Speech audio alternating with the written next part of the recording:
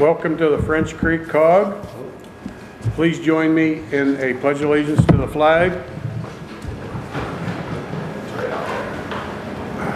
I pledge allegiance to the flag of the United States of America and to the republic for which it stands, one nation, under God, indivisible, with liberty and justice for all.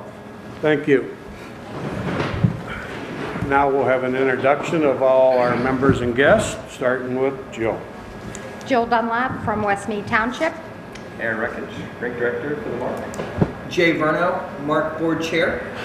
I'm Lee Scananero. I work for the Meadville Area Recreation Complex, Crawford County System of Care, and the Meadville Neighborhood Center. Rob Horvath, Vernon Township. Fritz Snyder, Vernon Township. Bob Ackerman, Union Township.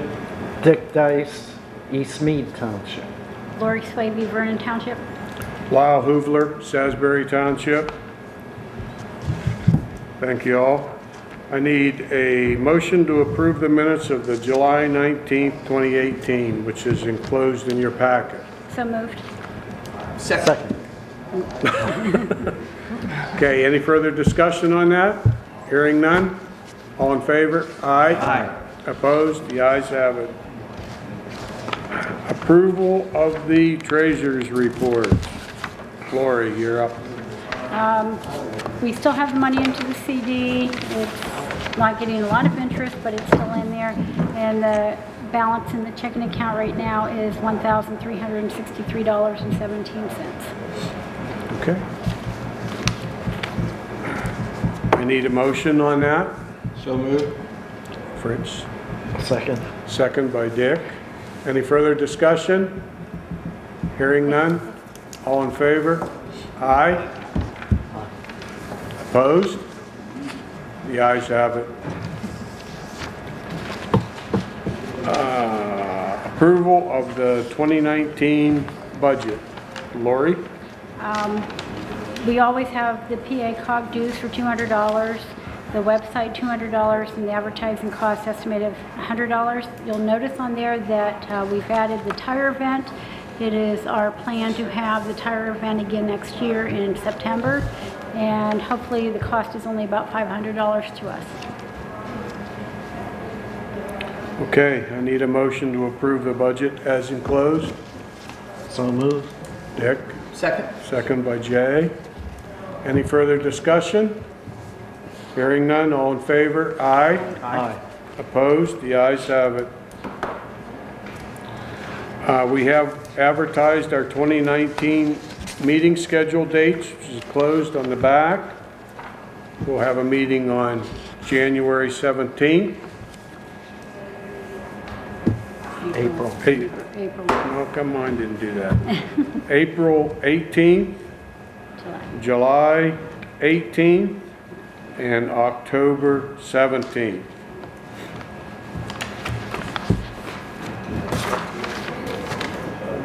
Do we need a motion to advertise that? I believe we should have a motion to advertise I'll make that motion. I'll second it. Seconded. Any further discussion on that? Hearing none, all in favor? Aye. Aye. Opposed? The ayes have it. Hi, Deb. Hi, Lyle. I went into the wrong place. Okay, we have to authorize administrative secretary to send delegate selection in December. So moved. Lori? Seconded by Fritz.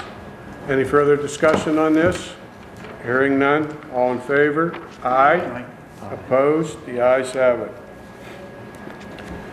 Okay. Now we're going to skip over 3. I'm going to do that at the end. Is there any other business to come before us? I will provide an update. It's not really through the COG per se, but there's 5 municipalities that have banded together for fuel purchases, for diesel fuel. So at any time, if anybody else is interested, but anybody who has diesel fuel tanks on their property. A lot of people will go through like Sheets or someone to purchase, but if you have diesel fuel, I know you're kind of new, Bob, but we do that joint bidding, kind of like we do with the road projects, we do with diesel fuel. So it's because of the COG that we kind of started that. So anybody who's interested, we're kind of doing it for this upcoming year, and but from here on out, if you are interested or anybody else wants to piggyback, any government entity could do that. Okay. Jay, do you have anything to say? Just welcome to the rec complex. Thank you, Jill, for helping coordinate bringing the group to this facility so we could do a tour and give you a lot of updates. And I know myself and the staff are excited about showing off some of the improvements that we've been able to make. I think coming on the heels of a pretty large DCNR grant that helped us secure a brand new chiller system, which you're going to get a chance to see from the outside. And of course, we've got a lot of new activity here because we have some new players, new people here. So I'll probably kick it to Aaron and Lee just real quickly to give you an overview, and then when we go on the tour, they can get a little more in depth on specific areas. But again, I just want to welcome you all here and let the public at home know that anyone that wants to come to the rec and see what's going on here, there's a lot of activity, a lot of things for not just kids, but also adults, and there's a lot of changes that have occurred here over the 40 years, so we're excited to have you here. Thank you. Anyone else? Okay. Our next meeting is on January 17th, 2019, and we will be back at our old place, the Chamber office on Diamond Park. At this time, adjourn. We're going to adjourn, and we're going to go on the tour with Aaron and Lee as our hosts. So I need a motion to adjourn. Fritz. Second. Second by Jay. Any further discussion on the adjournment? Hearing none, all in favor? Aye. Opposed? The ayes have it. All right, now we are going to learn something. My name's Lee Scanonero. I work for the MARC. I actually work for a couple different organizations too, as my title suggested. But it's kind of a great collaboration actually, that my position is funded by a couple different organizations, which is useful for all of us. We all recognize that we had work to be done and we needed people to do it. And none of us kind of had the money to do it individually, but we did it together. Aaron, if you want to say who you are. I'm Aaron, I'm the rink director here. I started back here in May. Previously I worked for the Pittsburgh Penguins and for the Newcastle YMCA as a program director. So coming up here was like the perfect fit of operationally with the Pittsburgh Penguins, my experience there, and the programming side of the YMCA. So this was just the perfect fit for me, and as you can see, there's been some changes to MARC in the last 6 months, and you know, that's really what we're trying to do, is bring something new, something fresh to Meadville to really get everyone in the community involved. So we're at our first spot. We're at the garden. The garden was funded by the Grow Meadville and the My Meadville supported. Sarah Nathan actually is our garden coordinator at this time, and she's been doing a wonderful job with a whole bunch of different programs. Some of the most recent things that we have changed is we have built plots that are actually handicap accessible, as you can see. So somebody with a disability may come in, they can rent a plot out, and they can do any of their gardening here. Also, what has been new is that the special events that we have had, 2 weeks ago we had actually a sleepover here at the garden where people could come. It was a free sleepover. Bring your tents and you know, learn about the garden. And Sarah and Nathan did a great job doing a presentation on, you know, what you do in the spring, what you do in the summer, what you do in the fall, and even what you can do in the winter. And speaking of winter, you can see that the greenhouse is now pretty much enclosed, but that doesn't mean things are going to stop. We partner with the middle school kids. They come over in the winter and they get to learn about how to do preparation, how to do harvesting, and what plants can grow in 55-degree weather. So we are constantly trying to partner with people. We have the Youth Advocate Foundation that we just partnered with as well. They're going to be coming in and they're going to be helping with just some of the major cleanup here that we're going to have here, you know, which comes with fall. The last thing I wanted to talk about was the VOTEC. The VOTEC was graciously kind enough to come down and take care of all of our landscaping stuff for the summer. So all the grass cutting, the weed whacking, setting things up, building things. So that was a very, very crucial part to this, is partnering with the right people to make this a very successful thing. So the public can come here. There are public harvesting spots where the public can just come in and they can take some vegetables or take some fruit. And I'm going to let Lee talk a little bit about more of the plants that we have here. But that's just some of the programming and the partnerships that we're working on at this time. Yeah, let's walk through, and if you guys have questions on the way too. Does anyone have questions now? So there's no cost to anything? So what happens is everything on this side of the garden is rented by private individuals, families, or organizations. It's a sliding scale from $0 to $35, and that gets you your own plot that you can do whatever you want in it, pesticide free, of course. And that was for you, Bub. And and then that also grants you access to all the shared space. So that everything to the left is all shared space, which is done by community members. Anyone can get access to that. You just have to put in a little sweat equity and then you can get access to it. And this was done with a grant by Allegheny College and the Meadville Medical Center. And the MARC, we coordinated to get this grant together. Kirsten Martin was the lead on that grant.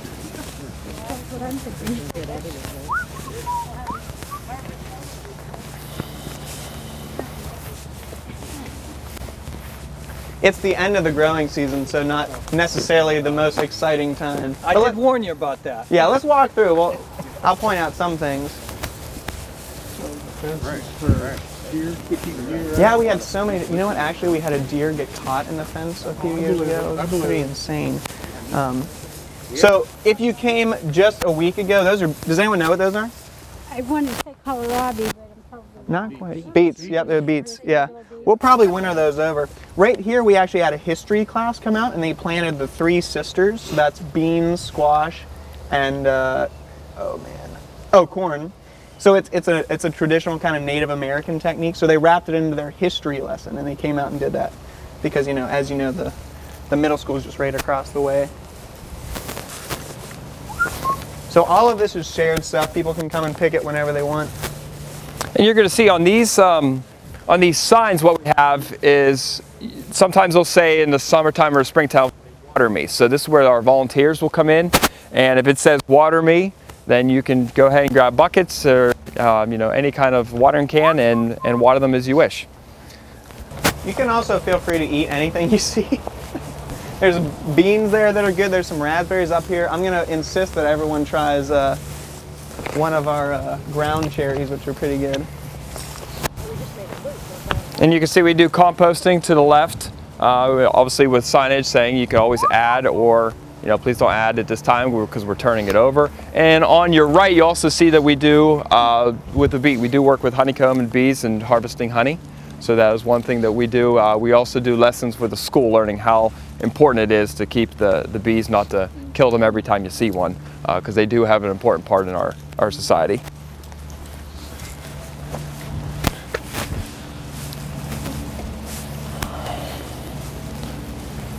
So everything down here you'll see is mostly our fruit section, from red raspberries, pears, apples, blueberries, and red raspberries is the last one here down here. So this is kind of our fruit alley.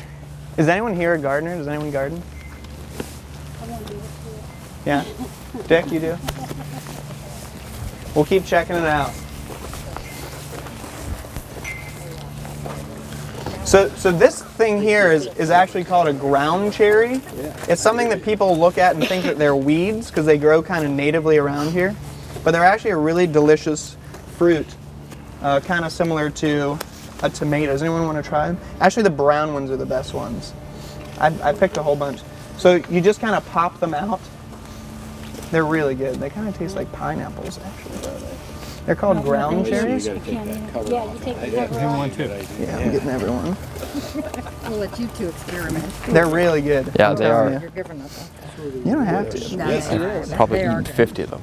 Yeah, I mean, we've got a ton. People make jelly out of these. Pie, someone just made pie. So we've got a ton, so if you want to come back on your own time. Come back and harvest. Yeah. With a little bit of sweat equity. Right, so pull a weed first. I've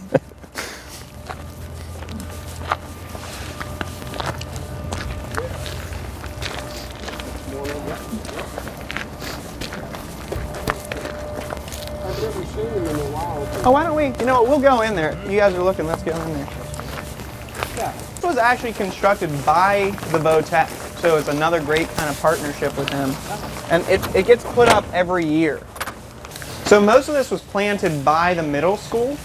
They do a lot of the planting out here. We also have summer programs that do a lot of the planting. It's kind of just a mixed bag. I wish there were still, the tomatoes we had here just like 2 days ago were so delicious. And this is actually called a hoop house. Not to be confused with your classic greenhouse. Anyone need a pepper to take home? See, there's a lot of peppers. Yes, there is. Anyone? It's free to share, so if you'd like a pepper, take a pepper. You want to take a pepper with you? Now's your chance. Go for it. Pick it yourself. What's kind of cool about, you know, being out here too is a lot of kids like don't want to try vegetables that they find in the, you know, supermarket or that their mother or father forces them to eat. But when they come out here and they pick it themselves, they're so much more apt to try it. Even if they ultimately don't like it, they'll like try it at least because they picked it or maybe even help to grow it. All right, we can scream out of here. Does anyone have questions? This is the 4th year of the garden, by the way. It's grown pretty much every year. That's why we're building those new accessible beds, because they've been sold out every year. Lee, how many people actually populate and use the gardens here? Yeah, guesstimate would be there's probably, I think, like 30 beds at this point, with each bed has at least 2 people associated with them. And then we also have a Friends of the Garden program where if you don't have a bed, but like you just want to come out and, because it's also a good way to learn how to garden with people, you know, kind of a lot of different experiences. So, you know, that number of people plus the Friends of the Garden is probably, I mean, regular people are at least 100, but then there's also people who are coming out, like Sagertown Elementary School was just here, you know, visiting and helping out plant some stuff, so. Yes, and the workshops bring in quite a few people. I've seen as many as 75 people here for Gabby Miller's event that was here. Yeah. So I mean, it can get pretty packed in here if you're having a special event or a workshop. And the sleepover we had, there was a fugitive on the run, so there was a police officer that came by and was knocking on the tents. It's pretty funny. And you planned it. Are there any other questions on the garden as a whole? Or a half. All right, we're going to move down towards the chillers. Can we check out the trails too? You want to do that? Sure. So Denny Watson, who's been involved with the MARC forever, I mean, he was like one of the founding members, just told me why this is called Eldred Glen. But does anyone know kind of the history of like what this land was before? Anyone? Denny said it was a Christmas tree farm. And Eldred is kind of referring to the Eldred Quality Shop, which is down on Chestnut Street in Meadville. It was the same family that owned the land. So that's what that's referencing. So these trails have been here forever, but we just had a big kind of project. We got a Greenways grant in collaboration with the money that we had with the garden. That was kind of a health and wellness grant. And so we were able to do a lot of rehabilitation of the trails. It's kind of like a flood zone back there because there's a waterway that runs right through the trails. So what we were able to do with that grant, yeah, there you go. We were able to build a bunch of bridges in collaboration. There was a couple Boy Scout projects. We hired a couple contractors. So there's these beautiful new bridges back there. We're also able to raise the land a lot so that it's not flooded when you're walking through. And so that goes to our tennis courts, our picnic pavilions, and our baseball fields. And they're just like really nice trails. I mean, they're just, you wouldn't even know that you were, you know, in Meadville when you're in there because it's just like, it feels like forest back there. And a lot of people also use them in the winter for cross-country skiing. You can ski all throughout there and actually ski the whole way down to the schools. And on that point, we are actually advertising right now. If someone has old cross-country skis that they're not using anymore and they want to donate them, I know Aaron's posted on social media to request that they drop them off to the rec, and we'll make sure that the public at large has access to those if they can't, don't have their own, or you know, like I said, it's just a nice way to kind of utilize the resource that is the land here. Yeah. And we do have groups that come and clear the trails. So we just had a group of middle schoolers and high schoolers come on Saturday. They walked the entire trail, cleaned it all up ready, so the skiers will have a clear path to ski on. And to Jay's point too, it's nice to build programs in a way that you kind of start small and without a lot of like financial backing to see if people actually like it. And roller skating was kind of a good example. It was an idea people had, community members had. We obviously didn't want to buy a whole bunch of roller skates and find out no one wanted roller skating. So we asked people to donate roller skates. People showed up, and then we applied for a small grant to buy some more because people kept showing up. It's kind of a new way of building the program. Who does the mowing on the trail? Is that VOTEC too, or is it? No, it's kind of, we get a lot of volunteers that come out. There's not really a lot of mowing needed because we did a really good job of mulching the trails and putting down stuff, so we actually haven't run into that problem yet. But in terms of weeding, that kind of stuff, it's volunteers right now. Yeah, and again, the Boy Scouts and other groups have been very, very helpful, volunteering their time and effort over the years. And like I said, I wish we had more time. We'd take you back through, but for today, there's a lot of new things to show. But don't hesitate. You can always come, and I'm sure if you reach out to either one of these fine gentlemen, they would be happy to take you through. Yeah, they are really beautiful. You can keep walking, but if you guys have questions, please.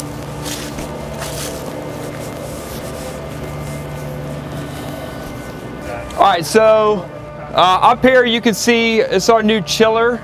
The MARF was actually really the driving force and the DCNR grant.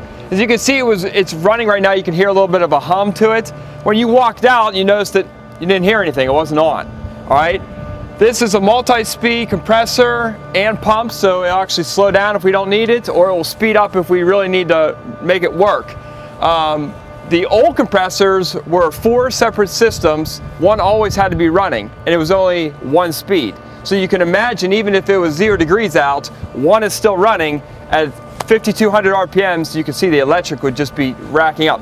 This unit here actually is going to cut our electric cost by 50% than what it is. So huge energy saver. DCNR was great at helping us out with that. We had multiple contractors come in and architects. Roger Gilday was fantastic project manager to get all that done for us. So it's going to save us a ton of energy. It's going to save our costs so we can put more of that money into other things that we want to do, new programming, community outreach, and other things like that.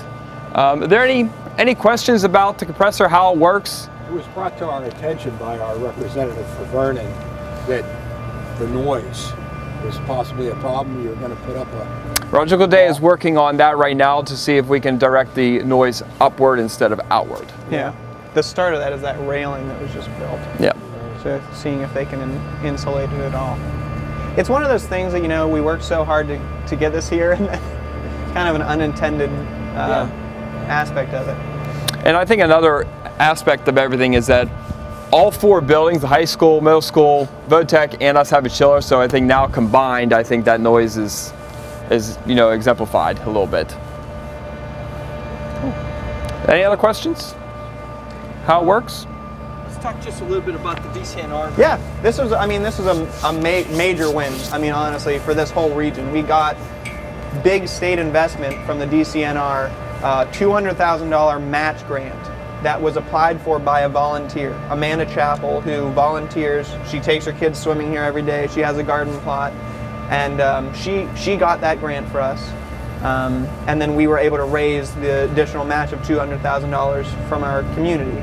And after, you know, the DCNR wants to maintain a relationship with this area. They came out here, I guess, a month or 2 ago. They wanted a tour of the facility because they're investing a lot of money in here, and they want to keep investing. They want to keep making sure that this place stays quality, stays up to code. They talked a lot about, you know, wanting to put money into handicap accessibility options. So we just added all of these parking places. We'll be doing some more work into that as well. But it really was a huge team effort, and honestly a lot of volunteers that made that happen. We have a foundation board that's all volunteers now as well, and that was pretty much our work for that year, was getting that $200,000 match. And a lot of people stepped up. Can you tell a little bit more about the next project for the foundation board? Yeah, so we kind of have a priority list, and that was come up with, you know, what do we actually need and what does the community want?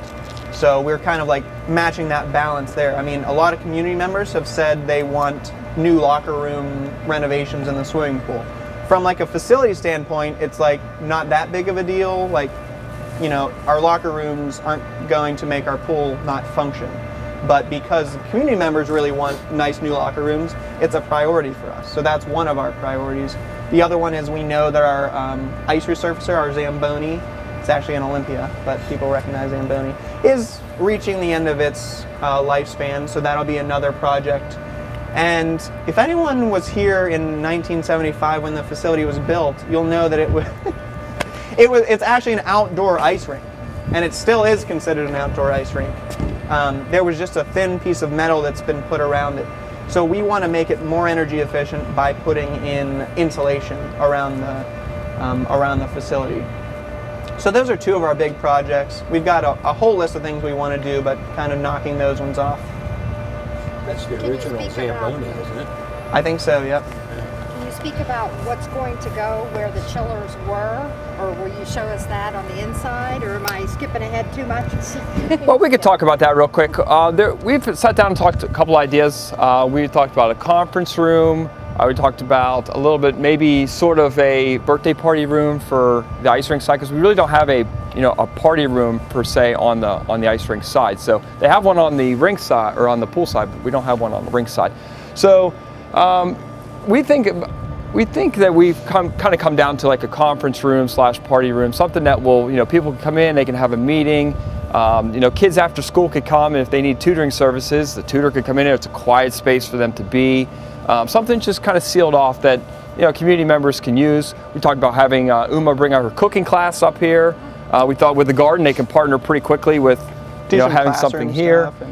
Something just to, a space that we have that we can call our own for other programming. But definitely, if you guys have ideas, what's needed, it's open. It's not kind of on the list of our highest priorities right now, but it's something that it's exciting because it's kind of like a new space that opened up. That's right. Yeah. Wasn't some of that because of the placemakers? Exactly. That you actually had, there was meetings that we kind of went to get some input. We had a great meeting. Steve Davies, who is Ellie Davies' son, who, Ellie Davies, this was one of her biggest projects in Meadville. And so Steve donated his time in sort of honoring his mother's legacy to host a placemaking workshop. And people don't realize that these placemaking workshops are like huge internationally. I mean, they just had their conference in Eastern Europe. I think Denmark or somewhere like that. I mean, and he did it here for free. And essentially the idea is, let's bring community members together to help build the places that are important to them. And out of that, that's where the roller skating idea came from. People were like, let's bring roller skating. We had a lot of ideas that came to that. We got a big donation for a lot of just big, like oversized games that we put out on our plaza, kind of free thing, because what ends up happening is like, your mom's changing your older brother in the swimming locker room and you're just kind of standing out on the plaza, and we put games out there so those people could like play the games and just kind of hang out. We've done a lot of things on the nature trail out of that placemaking workshop. A lot of good, they emphasize lighter, quicker, cheaper things that don't cost a lot of money. You kind of just test the water, see if people like them. And it's worked really well. And Steve is still really involved. And that's been one of probably the most important initiatives is we've gotten a lot of input, but these are things that are doable, that we're just working, we're knocking out over time.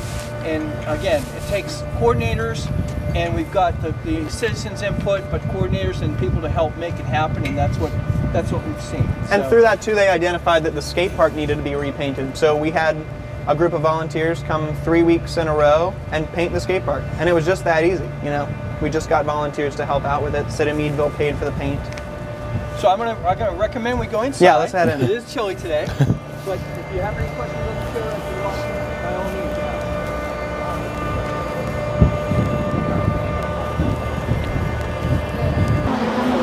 So we're gonna just hit a couple things here at the pool.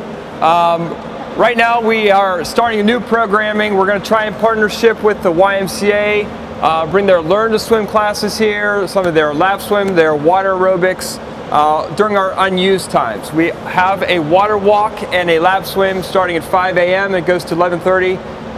Diana Catalano is a great teacher we have here. She's been a great asset for the pool and a great donor of her time and effort. So this this is what we're trying to do, is trying to partner with different people. Westbury comes in here, the school comes in here for their adapted swim classes, and that's just, we're going to keep rolling and continuing those kind of partnerships. Like I said before, the Youth Advocate Foundation wants to bring their kids in here with their wraparounds, just to give some kids some, those kids need to expend some energy, so this would be a great place for them to come and be able to do that. In the summertime, we knock out the 4 walls, and the outdoor pool is open as well. We keep the indoor and outdoor pool open. If the rain comes, there's still a pool for the kids and the community to enjoy. And again, we have the things in the morning, the programs for the adapted. You can see we do have 2 chair lifts to get in, so some of our handicapped community members will still be able to get in the pool and enjoy this great asset that we have here at the MARC. The YMCA swim team also just put up their new record board. It looks pretty nice up there. They're here in the evening, and also the Meadville swim team is here. They do programming all year long, not just during swim season. They are here all year long. So it's definitely utilized by the community. We just want to keep those partnerships going to make it packed all the time. Has anyone swam here before? Yeah? Any questions about what we have here on the pool side? There's a couple other things. Roof a little bit. I'm sorry? Maybe talk about the roof a little bit. It's kind of a fabric structural roof. Yeah, when this was originally built, it was actually a blow-up roof. And so this is the second roof that we have. It's a double layer. It's not blow-up any longer. And this was on our list of things we need to improve as well. You'll see there is a little bit of holes in there, but because it's double layer, it's not as bad as it looks. But it's going to be something that we need to fundraise for. Over time, that'll be on the to-do list for sure. So you do partner with the Y? Yeah. Actually, all summer long, YMCA members could come to the pool for free. And right now, we have the Meadville Miss team that's here. Yep. And the YMCA members can still come in for a discount. Normally, we charge $5 for general admission. We partner with the YMCA to give them a $3 admission instead of a $5 admission. All right, we'll head over to the rink side, and then we'll conclude there. Being with the Pittsburgh Penguins, everything seems to be in the evening, and that's something that I wanted to really focus on, as something in the morning. So on Tuesday mornings and Friday mornings, we have what we call Coffee Club, and kids can come in, adults, anyone can come in, skate. We start Tuesday at 7 a.m., and we have a group about 20 now? Probably have 20. We probably have 20 now come in. We serve coffee once a month. We do a potluck breakfast. And it's a great way for just people, business owners, to come together. We actually have one of our gentlemen who owns the flower shop downtown is talking to somebody from Vernon Township about paving driveways. I mean, it's just something that coming together, coming up with new ideas, and so that's something I really wanted to stress. After that, we've been working with.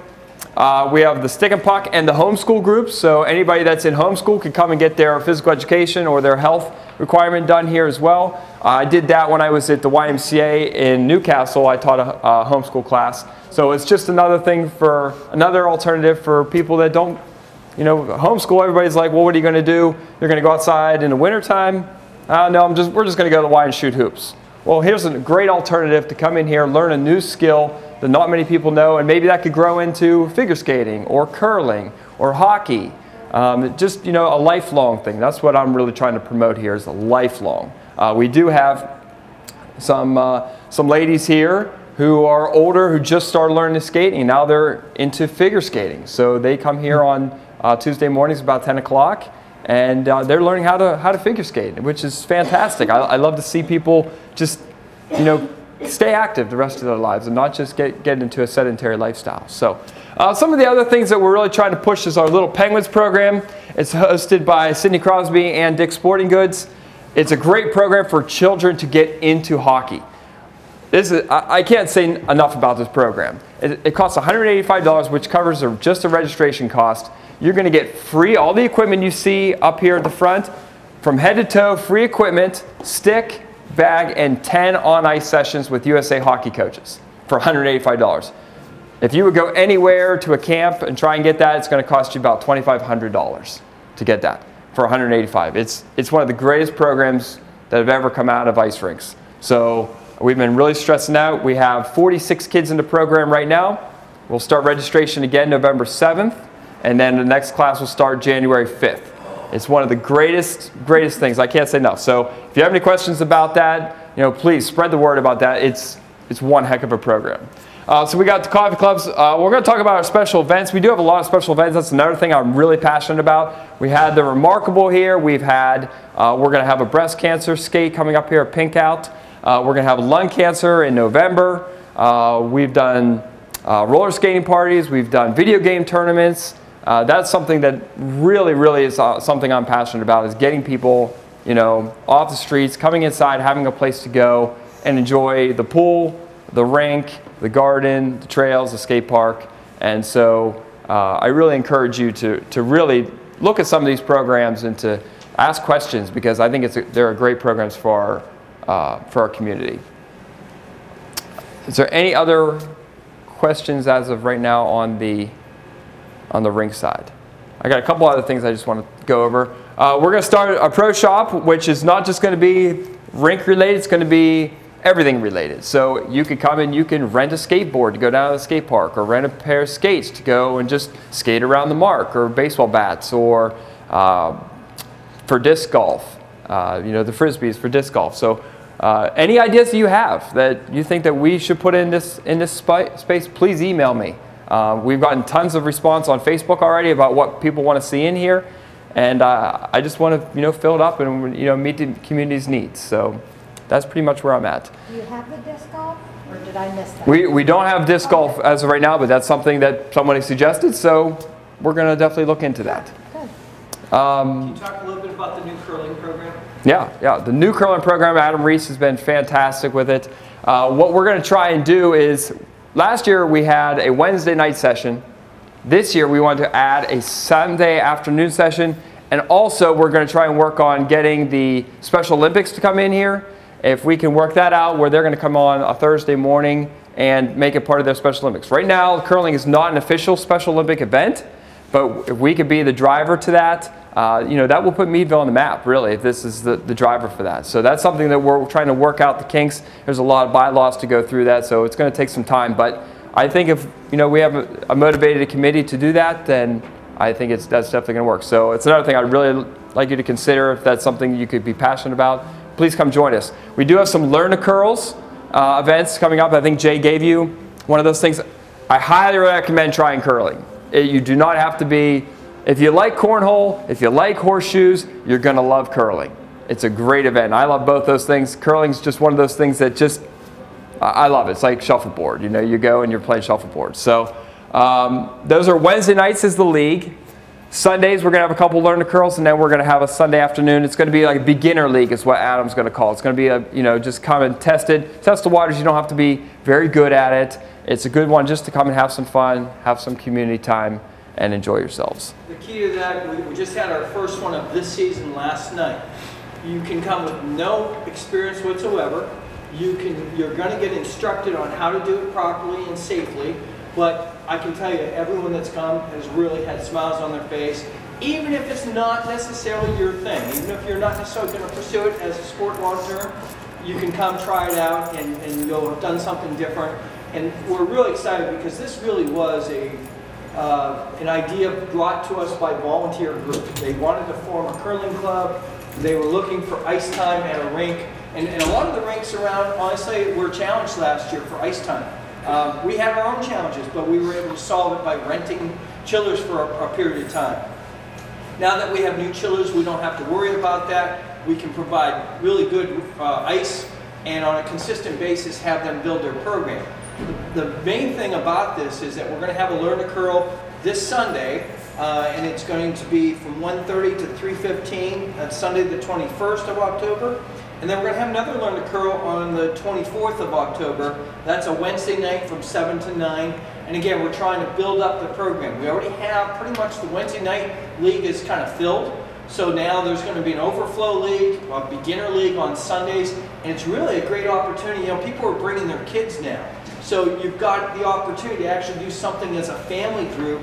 And I can tell you, it's really enjoyable. And you'd be surprised when the kids start picking it up. I think most of them are going to be better than their parents, but that's over time. Everybody needs to start somewhere, and the beginning level is everyone's on the same page here. everyone's starting out, so it's really, there are a lot of camaraderie and people have a lot of fun, but it's really great to see multiple generations on the ice at the same time. And remember, it's not the same ice as you have when you ice skate. It's dry ice. So you can actually walk on it. We recommend rubber-soled shoes, whether it's sneakers or street shoes with rubber soles, like what I've got on. You don't need special footwear. They provide you everything you need to do it if you just want to try it out. Other than the cost, you know, for the session, for the instruction, it's very inexpensive to give a whirl. So. Now, has anybody been curling? Anybody curled yet? I tried it the night you had. What'd you think? Yeah, and you can do different levels, like you, because I was thinking, well, if you don't get down, and you might not get back up. It was actually, you can do stick curling. Yeah, that's what, there was some options, so that was kind of nice for people that maybe. Yeah, and that's what I was going to go in. That's what I was going to go into next. That, you know, you watch those guys on TV and they're way down here and they're trying, and you're like, oh, I'm not getting down that low. There's actually holders, there's actually walkers and stuff. There's actually sticks that you can push the stone with. There's a whole bunch of adaptations to play the game. So don't be afraid if you watch those guys on TV and they're down there and they're sweeping real hard. I mean, just come, have a great time. They pebble the ice, so it is safe to walk on, and it's a great time. I did it when I was in Virginia. It was a great time. So I really recommend coming up, at least trying it once. You can check out that room. It's not very, you know, fun to look at, but it's you can imagine the possibilities. So, you know, we'll put on our best imagination what this could be, but and Aaron probably knows more, he can say more, but these pads are where those units used to be. They no longer are. You want to say anything about it? So to get this unit in here, we had to take out this wall, all right? So this is where we decided that this room could actually be something else. So the plan is to wall from the edge of that door all the way to the end of the pad, and then over, which will block in any of the electrical conduits or our generators on this side. So if you can imagine, you're going to have a room from this wall with the walkway from here. So it's pretty big space. It's a pretty big space once you take the shelves out, shelving units. So, you know, we're talking some sort of lounge area, conference room, you know, just a place for people to come and meet. You know, maybe just sit down on their laptop and they want to do some work while their kids are skating, or while, you know, when the curling's over, you come in here and have a little potlucks, you know, snack at the end of the night. So just something that we're kind of looking in to see what we want to do with it. You want to show them the Zamboni? Yeah, we'll have to go. We can't go this way. We'll have to go that way.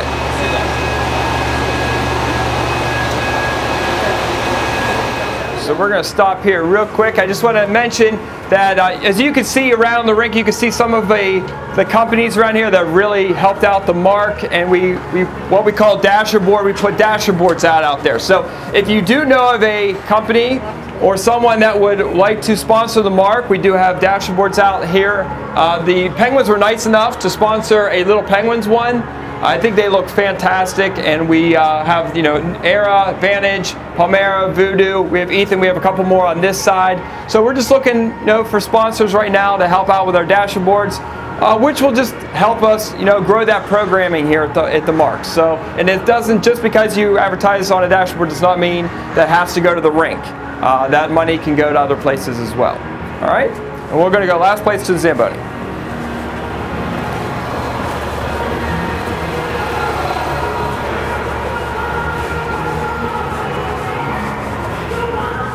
So real quick, this is our Zamboni. It does get maintained every year. We do new seals, new batteries. We usually get the water tanks re-welded, but it's ending its lifespan.